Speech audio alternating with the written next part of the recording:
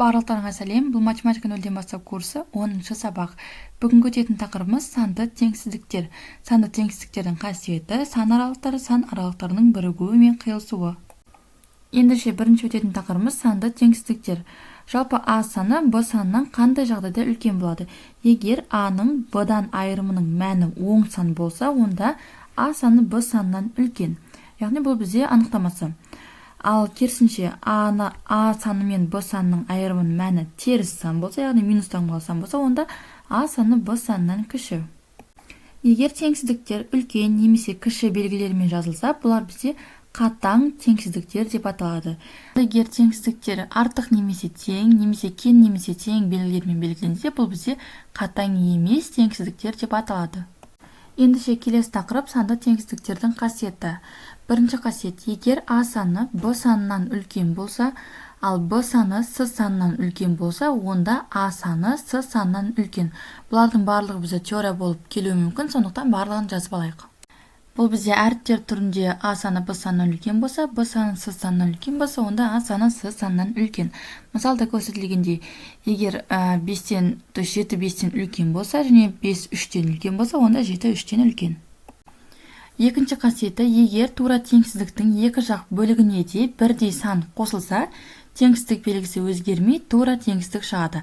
Мысалы, А үлкен Б-дан деген теңсіздік берілсін. Бұл теңсіздіктің екі жағына да С деген кез келген сан қосылса, теңсіздіктің белгісі өзгермей тура сол қалпында қалады. Бұлардың барлығы бізде теңдеу шығарған кезде қажет болады. Мысалы, 9 6-дан үлкен. Бұл теңсіздіктің екі жағына да 2 деген санды қоссақ, 11 үлкен 8, яғни біздің белгіміз өзгерген жоқ. Дәл солай минус санды қоссақ та ешқандай таңба өзгерген жоқ. Бірінші және екінші қасиет түсінікті болса, онда үшінші қасиет. Үшінші қасиеттің А бөлігі.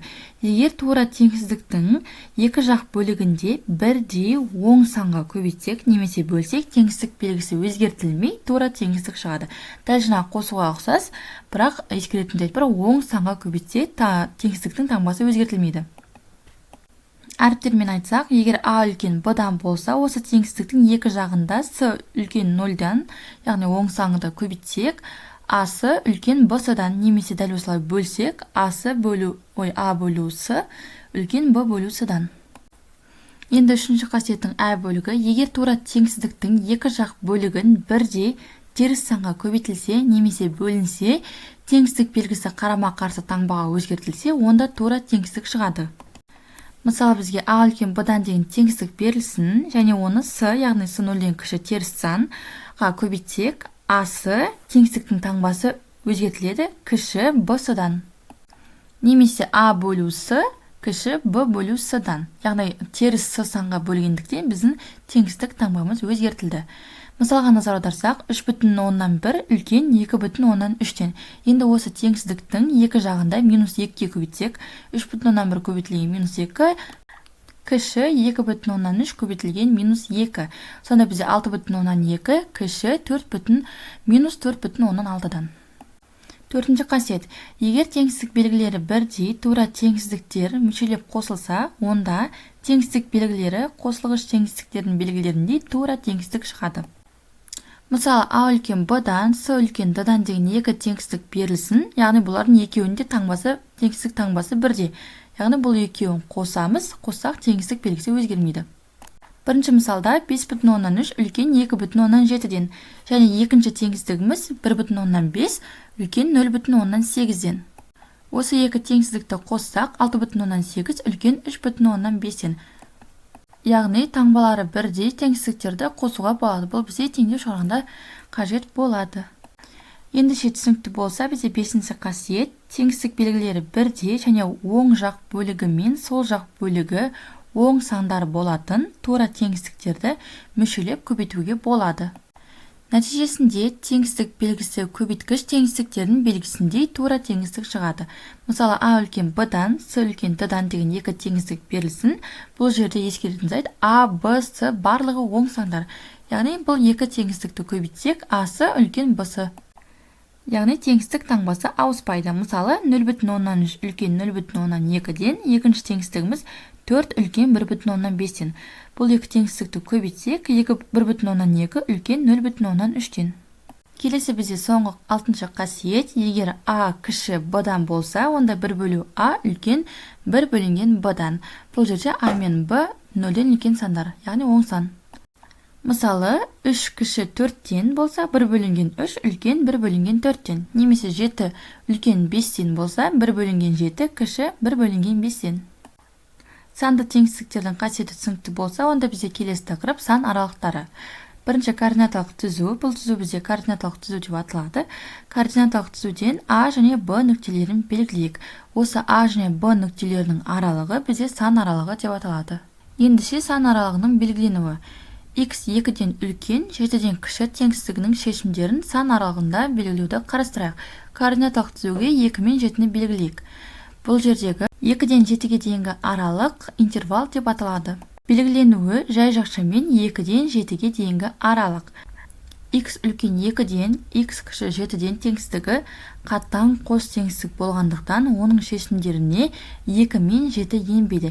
Яғни бізде теңсіздікке назар аударамыз. Бұл қатаң теңсіздік, яғни бұл аралыққа бізде 3, 4, 5, 6 ғана кіреді. 2 мен 7 енбейді. Бұл бізде координаталық түзуде кішкене шеңбермен белгіленеді. Яғни шеңбердің іші боялмайды. Келесі бізде X үлкен немесе тең минус 4-тен, кіші немесе тең 3-тен. Бұл бізде қатаң емес қос теңсіздіктің шешімін координаталық түзуде белгілейік. Бұл бізде бұл теңсіздіктің шешімдер жиыны координаталық түзу бойындағы минус 4 және 3 сандарының қоса алған минус 4 пен 3 сандарының аралығы. Мұндай қанағаттандыратын сан аралығы кесінді деп аталады. Белгіленуі тік жақшада минус 4-тен 3 санының аралығы, яғни оқылуы минус 4 саны мен 3 санын қоса алғандағы 4-тен 3-ге дейінгі аралық. Қатаң емес теңсіздік бізде координаталық түзуде дөңгелекпен белгіленеді, яғни дөңгелектің іші боялып тұрады. Келесі бізде X үлкен немесе тең минус 2-ден, бірақ кіші 4-тен. Бұндай теңсіздіктің шешімдер жиынына 2 саны енеді, бірақ 4 енбейді. Яғни X үлкен немесе 2-ден, бірақ кіші 4-тен. Бұл теңсіздікті қанағаттандыратын сан аралығы жартылай интервал деп аталады. Белгіленуі минус 2 тік жақша, 4 ал жай жақша. Оқылуы минус 2 санын қоса алғанда 2-ден 4-ге дейінгі аралық. Яғни теңсіздікке назар аударамыз. Бізде үлкен немесе тең, кіші немесе тең деп белгіленіп тұрса, сол аралыққа сол сан енеді. Және оның жақшасы тік жақша болады. Ал егер жай кіші немесе үлкен белгіленіп тұрса, ол сан енбейді, жақшасы жай болады. Келесі бізде X үлкен немесе тең 8-ден. Бұндай теңсіздікті қанағаттандыратын сан аралығы сәуле деп аталады. Жазылуы тік жақша 8-ден және плюс 8-дік. Оқылуы 8 санын қоса алған 8-ден плюс 8-дікке дейінгі аралық. Келесі бізде X кіші 5-ден, яғни 5 саны теңсіздіктің шешіміне енбейді. Сондықтан мұндай сан аралығы бізде ашық сәуле деп аталады. Оқылуы минус 8-діктен 5-ке дейін.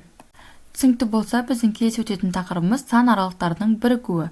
А және В сан аралықтарының кем дегенде біреуіне тиісті сандардан ғана тұратын А бірігу В, бұл У тәрізді бізде бірігудің белгісі. А және В сан аралықтарының бірігуі деп айтылады. Мысалы, минус 5 пен 9-ды қоса алғанда, минус 5 пен 9-ның аралығы және минус 2 мен 14-ті қоса алғандағы минус 2 мен 14-дің аралығы деген екі аралық берілсін. Осы екеуінде бірінші координаталық түзуге белгілейміз және бастапқы нүкте мен соңғы нүктені жазамыз. Бұл бізде сан аралығының бірігуі болады. Яғни бұл екі сан аралықты біріктірсек, минус 5 пен 14-ті қоса алғандағы минус 5 пен 14 аралығы.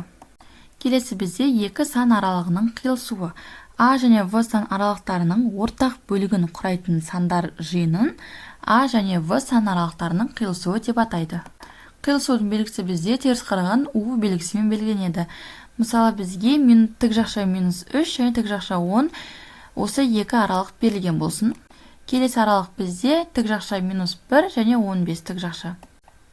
Енді осы екі аралықты координаталық түзуде белгілейік. Екеуінің қиылысқан жері бізде минус 1 мен 10-ның аралығы. Бұл жерде бастапқыда берілгенде тік жақша, сондықтан жауабында да тік жақша болады. Сонда біздің нақты жауабымыз минус 1 мен 10-ды қоса алғандағы минус 1 мен 10-ның аралығы. Бұл екі аралықтың қиылысуы осы жерде екен, осы аралықта екен.